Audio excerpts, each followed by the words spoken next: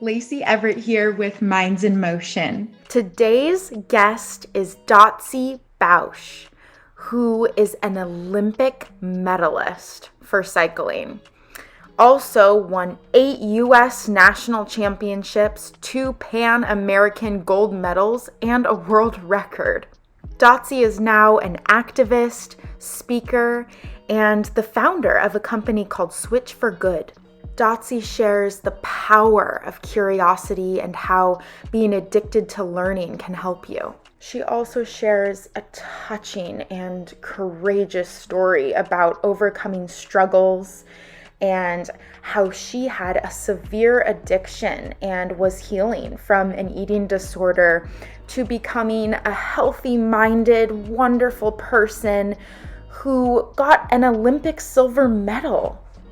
In order to help others, subscribe to the YouTube channel, which is totally free. And if this interests you, send it to other people who want to gain more mental health knowledge as well. Hi, Dotsie. Hi there, Lacey. It's nice to see you. Oh, you too. You too. I'm glad we're doing this.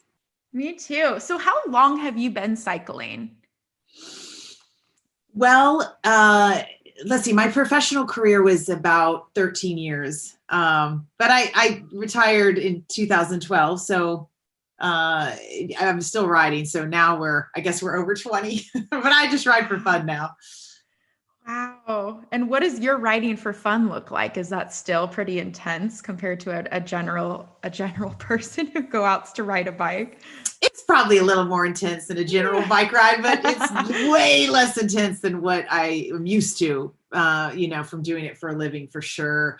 I came home from Olympics and ripped off all of my bike computers, all of my cycling computers, all of my power meters, and just the handlebars and me now. So that felt amazing because it can get really techie, really nerdy real fast, tracking all those numbers. And it was important then, but now I don't want to see that anymore. I just want to see, just want to feel the wind in my face and see the epic views. And I've gotten a lot more into mountain biking post career. I don't know. I love being out there in the wilderness and you don't have to deal with cars. So exactly. Yeah. That is a good point. Like therapeutic in itself. Mm-hmm. Very scenic. That's nice. You're kind of like, okay, I'm good. I had my time with all the techie stuff. Now I just want to ride. Yeah, for sure. Nice. Yeah. And so Dotsie, your background is super interesting and really inspirational. I thought we could talk about that because you went from being addicted to drugs and having an eating disorder to an Olympic silver medalist who's broken records. Yeah, well, it's probably, that part of my personality, right? Mm-hmm. That addictive personality, that fighter type of personality that took me through my eating disorder, because it's hard to starve yourself. You've shared that you struggle too. So requires a lot of head down and pushing through like you're banging yourself into a brick wall, right? And so it's the same Dotsie that was addicted to drugs and had a severe eating disorder that stood on the Olympic podium. And that's, I think probably just the most resounding aspect is for people to remember that our dark sides are our light sides. And we are the same. It's still us, right? Because I had so many people say to me as I started cycling, oh, you're just, replacing one addiction with another. And I thought, well, I don't know if you're right or not, but I know that I love this with all my heart. And I am so passionate about seeing where I can take it. I didn't know I had this talent in cycling. And so I was so curious. Curiosity drove me for the first 3/4 of my career. Just where could I go? How far could I go? What's possible? Like really seeing what my limits were. And so if it was a replacement, then maybe it was a replacement. In terms of having that, addictiveness, because you almost have to have that's a bit of that as a professional athlete, right? I mean, you're doing the same thing over and over and over again, and expecting a different result, which is a little insane. But it's the same human, that just was able to kind of turn down the dark and turn up the light. We are human, and everyone's got their things, Yeah. and like I shared with you, I had an eating disorder when I was a professional dancer, and it's hard, but we are still the same people. And that's what makes us who we are. I mean, talk about the resilience and the struggle and the push through that you had to go through. That's huge. Yeah. It was it was interesting how I ever even fell into cycling, because my therapist who I worked with, I had worked with many therapists in treatment centers, and nothing had worked as far as my anorexia went. That was the real problem to come out of. The drugs, I just kind of stopped on my own over time, and I recognized that that's not always possible. But for me, it was, I kind of grew out of that. But the eating disorder I couldn't do on my own at all. And so I finally found somebody that I really connected with, and we got to work, and we worked really hard for a couple of years. And towards the end of that journey, that healing journey, that process with her, she said to me, I want you to be able to, move your body in a healthy way again, which I hadn't been able to do for a long time, because overexercise was definitely a part of my anorexia, like it is for so many. And so she said, I want you to pick something. I want you to pick an activity, or just a sport, a movement, whatever you want to call it. Could be yoga, could be swimming, could be, anything that you hadn't done before in your anorexia that, was addictive. So I just chose a bike. I said, well, what about a bike? What if I got a bike? I mean, I'm living out in Los Angeles by now, and it's sunny all the time and pretty warm, and I think I could do this year round. And she said, I love it. Go get a bike. That sounds perfect. And I will be forever indebted to her for my healing machine to be my bike, that then turned into my torture machine not too shortly thereafter for the next 12 years. But Wow. Yeah. You really took off with that curiosity, which is also a great tactic to have too. You were curious. Oh, let's see. And then as the time goes on, you're addicted to the bike now, to the point where you're in the Olympics. Yeah, I was definitely addicted to the curiosity. I mean, I just can't forget thinking about how often I said that, how often I wanted to quit, because we all do when we're doing something hard. But how many times I said to myself, I can't quit yet. Today was a horrible day. Today was the week was horrible. The month was horrible. I'm not going to make the team. And wanting to quit, but I just kept going, but then I'll never know. I'll never know if I could have made it just a little further. I'll never know if I could have just made the national team for this one World Cup, or made the national team for this one world champion. Like I won't know if I quit. And then I'll always question. And then, you don't want to do that, I don't think.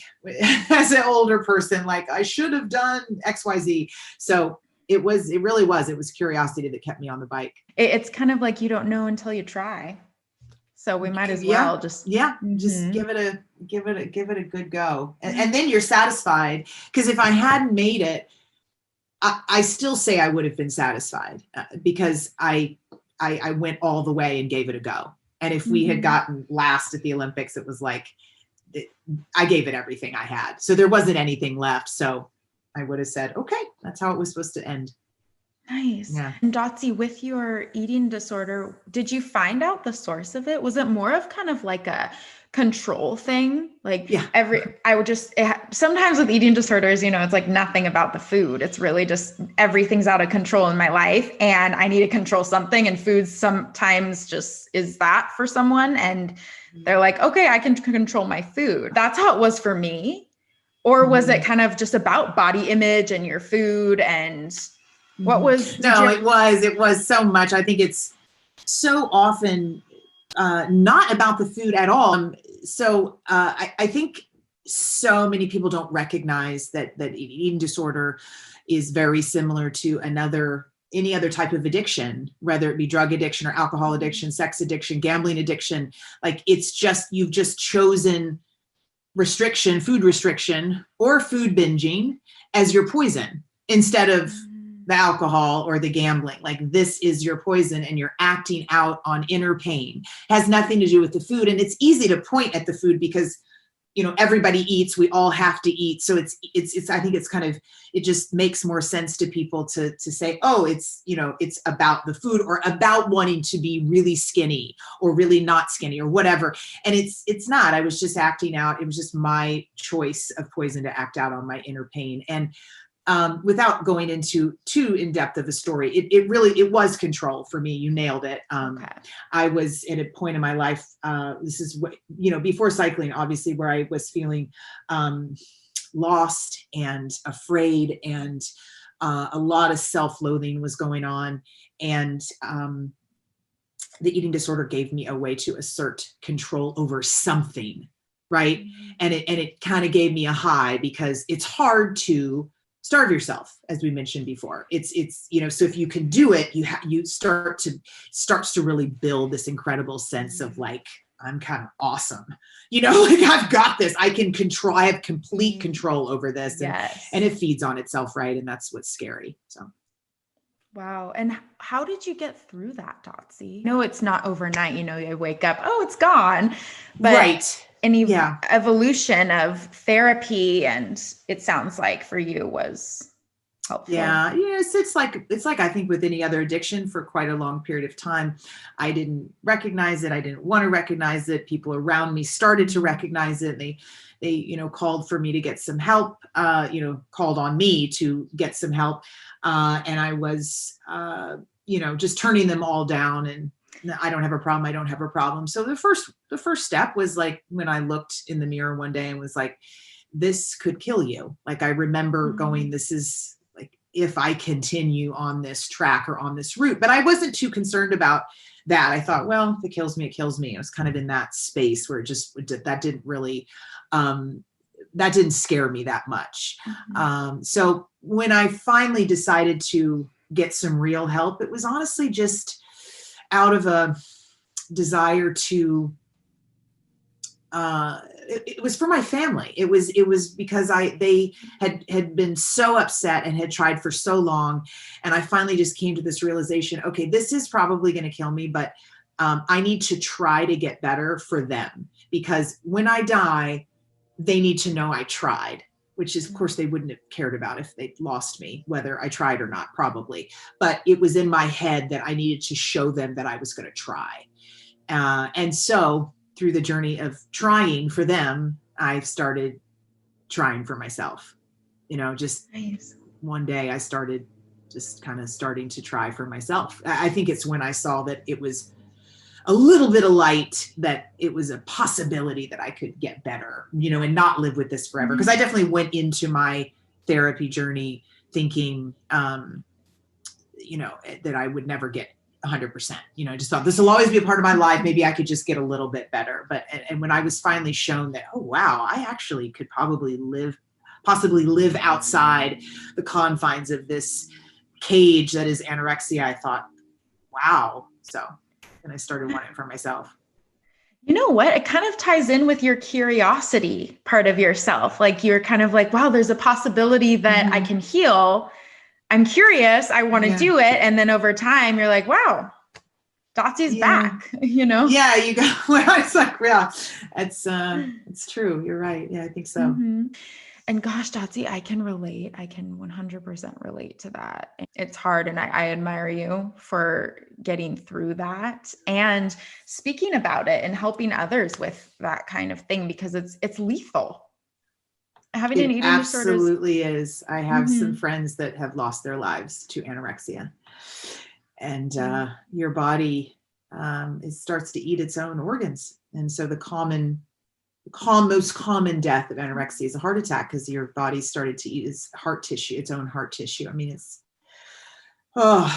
heavy and heartbreaking, and it's a gnarly death. I've watched it unfold for a few people, and good God. I don't wish any of any types of addiction on anyone. It's just, yeah. It's nice to know that there are people like you who talk about these things and how you got through it, and that there's therapists and all the other resources that we're privileged enough to have that can help get us through that. It's heavy and it's a serious thing. But also, Dotsie, on another note, aside from the heaviness, your curiosity is phenomenal. And I think that's a great lesson for all of humanity, to kind of go out things with, oh, I'm just curious. Even if someone's mad at you, be curious, not furious, you know? I wonder why. What kind of mindset you have, and how your mindset has helped you with becoming an Olympian. And well, it traverses that line in the sand of curiosity, for sure. I mean, it was a part of it. But one of my favorite lines, quotes by Helen Keller, is that security is mostly a superstition. It's actually never found in nature. Like, there's no security in nature, right? It's a creation by human beings that we have it. But it's mostly a superstition. I mean, we don't really have that much control, and we don't have that much ability to make sure that we're secure. And so for me, it was, I turned a big corner in going from a good athlete to a great athlete, I think, when I recognized that, avoiding danger, if you will, is no safer in the long run than outright exposure to it. Because there was, in the route to, making Team USA or making the Olympics, you're constantly living outside of your comfort zone, or you have to be, because you're not going to be able to push yourself to the brink and to see what's possible on the other side. So you're constantly living outside your comfort zone, and it doesn't feel good very often to live pretty far outside your comfort zone. And I had to learn to get comfortable living outside of that comfort zone. And I started to learn that there was no reason I should have been avoiding the quote danger of the stress, or of the workout, or going to the line to compete with other teammates to make the next World Cup team. All of that stuff feels scary and dangerous, and like, oh my gosh, I just want to stay in like my warm bed and not do this today, because you're going to be putting yourself out there. You're going to be putting yourself out there, and there is always the option that you fail. And more often than not, in high level sport, you're failing. I mean, you can ask anyone, they never were like, oh, I won, straight through from when I was 5. Never. Yeah, it's never the case. So it's how do you build that resiliency to bounce back? And for me, it was finally just kind of succumbing to not trying to avoid that danger anymore, not trying to avoid that exposure, like just going with it, being with it, doing it, and just doing it over and over, and recognizing that that's how I'm going to also find my best. I'm going to find some failure, but I'm also going to find my best that way. And then that was a breakthrough for the rest of my career. That's impeccable, Dotsie, that you can bounce back, like you said, with the resilience. And it sounds like you kind of became comfortable with the discomfort. Mm-hmm. Yeah. And that part alone was what got you to where you are, because it's like, okay, I'm just going to notice that, hey, I'm avoiding this right now. So I'm going to try to not avoid this. And yes, it's super uncomfortable and I'm scared and I'm putting myself out there. But the more you did it, it sounds like your brain just kind of went, okay, I didn't die. I'm okay. Okay. That's what you do. You go, okay, all right, I'm still here. Okay, let's round 2, let's keep going with this. And it was, as an athlete, you're always pushing yourself to the brink, like physically. And most elite athletes are able to do that.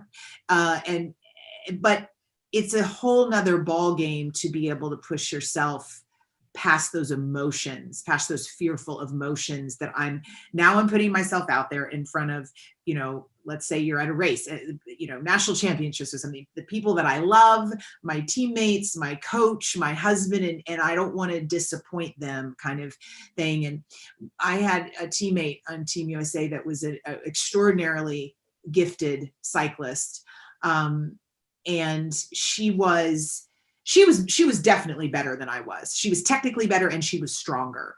But every time really that the pressure was on, every race that we went to, she kind of folded mentally and emotionally. And that was the difference, right? It was like she just let fear in, and the possibility that she was going to disappoint herself and those who were champions of hers, was greater than her ability to just try.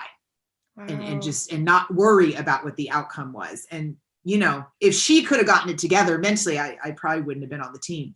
But I wasn't very nice with helping her get through that emotion. No, I did, but I wasn't successful because I'm not a professional psychiatrist. But yeah, that was wild to kind of watch though, because it was like, oh my gosh, if you can get this together, what comes out of your body is like, she was really gifted. It's spooky how much our minds play a huge role in our athleticism and how our bodies perform. And yeah, it's performance, right? It's how do you perform, because your emotions and your mind also have, release the hormones that allow you to relax and perform at your best, right? You got dopamine and serotonin and oxytocin, and all of them are playing a role, and they can easily shut down your physical best. They can. It's freaky. Thank you so much for this, Dotsie. Absolutely. This is truly good information.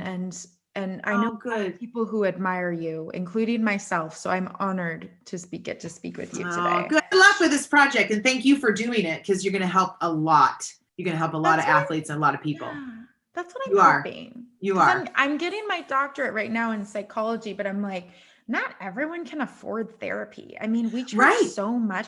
So I'm like, if I just make a thing where people can just click a link, get a little tips, and then, I really want to share it when it's up, and I want to listen to the other ones so I can get some free tips. So let me know when it's out. All right. Thank you.